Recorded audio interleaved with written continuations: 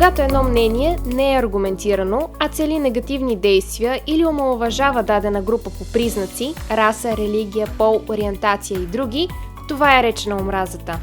Обърни внимание дали текстът призовава към насилие или дискриминация, дали обижда цяла група, не само отделен човек, дали се използват генерализации и стереотипи.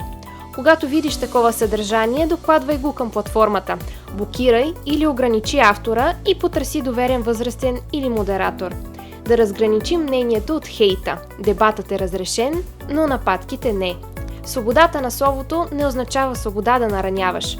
Онлайн думите имат тежест. Използвай ги така, че да изграждат, а не да рушат.